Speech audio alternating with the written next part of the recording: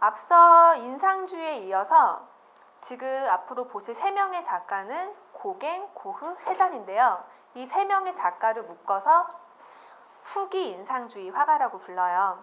인상주의와 같은 시기에 활동을 했던 화가들이지만 인상주의와는 또 다른, 그리고 사도로 하나로 묶기에는 굉장히 독특한 개성과 미술사에 끼친 영향이 각각 다르기 때문에 이 3명을 일단 묶어서 후기 인상주의 화가라고 부릅니다. 우선 고갱과 고흐의 그림을 먼저 감상을 하실 텐데요. 아까 마네와 모네의 그런 관계처럼 이 고갱과 고흐도 뭔가 이름이 비슷하면서도 다른, 그러면서도 서로 영향을 굉장히 많이 끼쳤던 화가예요. 어떻게 다른 그런 화풍을 서로에게 영향을 줬었는지 고흐 먼저 감상을 하실게요. 고흐 같은 경우는 동생 테오와 주고받은 편지가 또 굉장히 고흐의 그림만큼 많이 알려져 있었는데요. 그 책에 그 편지에 주고받던 편지에서 또 발췌를 한 고흐의 명언들도 함께 관람을 하실 거예요.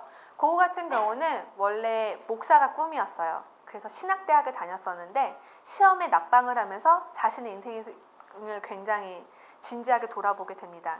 내가 정말 제대로 할 수 있는 일은 무엇일까라는 고민을 하기 시작했었고, 자신이 그 목사가 될 수 없다면 그림으로써 사람들에게 또 새로운 메시지를 전할 수 있는 화가가 되자고 27살 많이 이제 그래도 늦지 않은 그런 나이에 화가를 시작하게 됐습니다. 또 화가를 시작할 수 있었던 거는 바로 동생 테오의 든든한 후원 덕분이었는데요. 고흐의 집안은 삼촌이 화랑을 운영하고 있었어요. 그래서 고 테오의 생각은 형의 테오도 화랑에서 일을 하고 있었고, 형이 그림을 그리면 자신이 이제 열심히 팔아볼 생각으로 형에게 아낌없는 그런 격려와 경제적인 지원을 해주면서 고흐가 그림에만 몰두할 수 있도록 도움을 주었습니다. 고흐가 그림을 처음 시작했을 때는 원래 굉장히 어두운 그런 그림을 그렸었어요. 노동을 하는 그런 농부들을 많이 그림을 그렸었고, 그런 신성한 가치를 그리기 위해 노력을 하다가 바로 미술계에서 가장 핫한 파리로 건너오게 되면서 그림의 풍이 많이 바뀌게 돼요. 고흐는 그 파리의 인상주의 그림들을 보면서 이제 자신의 독특한 또 짧은 붓터치를 개발을 하게 됐고, 그리고 거기서 바로 고흐는 굉장히 일본 판화에 또 아주 열광을 하게 됩니다. 그래서 고흐의 마음속에는 일본에 가야겠다는 생각이 가득 차게 됐어요. 그런데 실제로 일본에 가서 살 수 있는 그런 여건이 되지 않으니까, 그러면 생각을 해본 거죠. 일본이 남쪽에 있고 내가 일본에 갈 수 없다면 프랑스의 남쪽에라도 가서 살자. 바로 빛의 왕국이라고 불리는 아르리라는 지방으로 가서 이제 새로운 삶을 시작하게 됩니다. 거기는 굉장히 촌이었고요. 그 황금 도시라고 불릴 만큼 굉장히 뭔가 태양도 강렬했었고, 이런 노란색에 대한 그런 기운을 많이 받을 수 있는 곳이었다고 해요. 그리고 고흐 하면은 사실 상징적인 색깔이 바로 노란색이거든요. 고흐가 앓고 있던 그런 정신분열 증세 중에 하나가 세상이 노랗게 보이는 그런 증세가 있다는 그런 소문이 있기도 하지만, 실제로 그런 아르리라는 곳이 굉장히 밝은 곳이었고 그런 빛에 대한 영감을 받을 수 있는 곳이었다는 거죠. 거기서 고흐가 바로 이 자신의 자화상과도 같은 해바라기를 완성을 하게 돼요. 고흐는 또 이 해바라기를 그리면서 동생 테오에게 편지로 나는 뭔가 태양을 녹일 것 같은 저 에너지를 받기 위해서 정말 이 해바라기에 집중을 하고 있다고 얘기를 했어요. 여기서 또 볼 수 있는 고흐의 특징 중에 하나가 물감을 굉장히 두껍게 아낌없이 바른다는 건데요.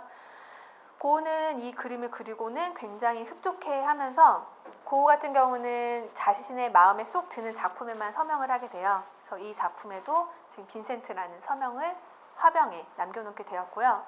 또 일본 판화의 영향을 받은 걸 알 수 있는 것이 바로 그림의 테두리를 선처리를 했다는 거죠. 이렇게 해서 자신이 굉장히 마음에 드는 그림을 그려놨었는데요. 고흐가 한편으로는 고갱이라는 화가를 굉장히 존경하고 있었습니다. 파리에 갔을 때 고갱이라는 화가는 일단 약간 그 화가들 사이에서는 스타로 떠올랐던 인물이었고, 고갱을 추종하는 사람들도 굉장히 많았어요.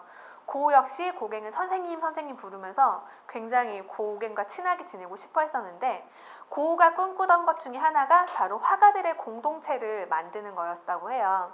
지금으로 생각하면은 뭐 화가 협동조합 이런 식으로 생각을 할 수가 있겠죠. 화가들이 함께 이렇게 돈을 걷어서 생활비를 같이 나눠 쓰고 또 함께 작업을 하면 좋은 아이디어를 많이 주고받아서 더 시너지 효과를 이뤄낼 수 있지 않을까라는 그런 생각을 했었고, 그래서 첫 번째로 러브콜을 보냈던 사람이 바로 고갱이었습니다. 그런데 고갱은 아쉬울 게 별로 없는 사람이라 고우가 아무리 오라고 해도 가지 않았었거든요. 그런데 고우의 동생 태호가 고갱의 그림도 좀 팔아줬었고, 또 생활비 전액을 태호가 지원을 한다고 하니까 고갱이 또 안 갈 이유가 없는 거예요.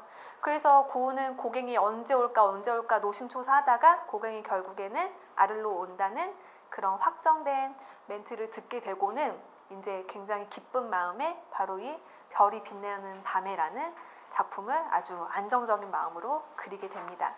자, 그렇게 해서 고갱이 아르에 도착을 했는데, 이거 막상 도착해 보니까 너무 실망을 많이 했다고 해요. 고갱은 파리에서 이제 증권 거래소에서 근무를 하던 증권매언니였는데, 파리지행이 시골에 와 보니까 이거 너무 촌인 거죠. 고우가 얘기했던 무슨 뭐 일본 같네 그런 느낌이 전혀 안 나는 거예요. 그리고 두 사람은 물과 기름 같은 그런 사이였어요. 서로 그림에 대한 생각, 인생에 대한 철학이 너무도 달랐던 거죠. 그림 스타일만 봐도 두 사람이 얼마나 다른지를 알 수가 있는데요. 왼쪽에 둘 다 이제 자신의 자화상을 그렸는데, 고갱 같은 경우는 그림을 그리기 전에 철저히 머릿속으로 다 이미지를 구상을 해놔요. 그래서 철저히 계산된 이미지에 또 철저히 계산된 붓질을 하는데요. 이 붓질조차도 굉장히 물감을 얇게 바르는 게 고갱의 특징이에요. 그런데 고우 같은 경우는 이미지를 미리 충분히 그리지 않고 일단 자신의 감정이 움직이는 대로 붓을 움직이고, 굉장히 격정적인 그런 붓놀림이 또 고우의 특징 중에 하나죠. 이런 굳히는 선들, 굉장히 두꺼운 물감들이 그런 고우의 격정적인 성격, 열정들을 또 볼 수 있는 증거 중에 하나인데요. 물감을 바르는 그런 기법조차도 다르고, 인생에 대한 그런 철학, 미리 굉장히 철저히 계산하는 그런 사람과 그런 계산 없이 사는 사람이 함께 산다는 게 그렇게 쉬운 일은 아니었겠죠. 특히 그런 화가들의 자존심에 또 문제가 있기 때문에 둘은 정말 쉽지 않은 동거 생활을 했습니다. 고갱이 너무 고우랑 있는 게 넌덜머리가 나서 조금씩 떠날 기미를 보이기 시작하니까 고우는 점점 더 고갱에게 집착을 하고 불안 증세를 보이기 시작하면서 둘의 우정의 상징으로 이 그림을 그리게 돼요.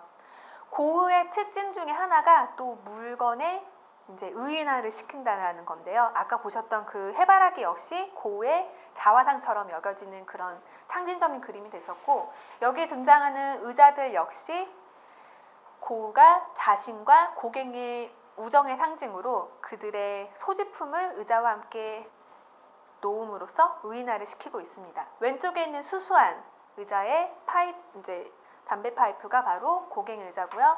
오른쪽에 있는 세련된 안락 의자에 촛대가 있는 의자가 바로 고갱의 의자예요. 고우는 둘의 우정의 상징으로 이 그림을 그려서 거실에다가 떡하니 놔두는데, 고갱은 이제 이 그림을 보고 더 시겁한 거죠. 아니, 우리가 무슨 연인 사이도 아니고 무슨 우정이고 나발이고 이제 여기를 정말 더 이상은 있고 싶지 않다라는 생각이 더 들었었다고 해요. 그래서 하루는 고갱이 이제 산책을 나가는데 이상한 기분이 들어서 뒤로 돌아보니까 고우가 면도칼을 들고 서 있었더래요. 그래서 그걸 보고 깜짝 놀라서 그날은 집에 돌아가지 않고 호텔에서 잠을 자고 집에 돌아왔는데 동네가 난리가 났던 거죠. 고우가 그 칼로 자신의 귀를 잘랐던 거예요. 고갱은 더 이상 고우랑은 함께 있을 수 없다는 생각에 그 길로 바로 짐을 싸서 파리로 올라왔습니다. 그리고는 이제 몇 번의 서신 교환이 고우와 있었는데요. 고우가 고갱이 자신의 그 아르에 있는 집에 왔을 때 고갱의 방은 자신이 갖고 있는 최고의 것들로 꾸며줬었어요. 그 중에 하나가 바로 해바라기 그림이었고요. 근데 고갱이 보낸 편지 중에 보면은 내가 놓고 온 그림들이 있으니까 내 그 그림들이랑 해바라기랑 바꾸자라는 그런 얘기를 했었대요. 그래서 고우는 병원에서 그 편지를 보면서 굉장히 기가 막혀 하면서 절대로 줄 수 없다. 하지만 뭐 고갱의 안목을 높이 평가해서 하나 똑같이 그려주지라는 그런 얘기를 하기도 했다고 합니다. 실제로 다시 그려주지는 않았지만 그런 에피소드들이 남아 있고요.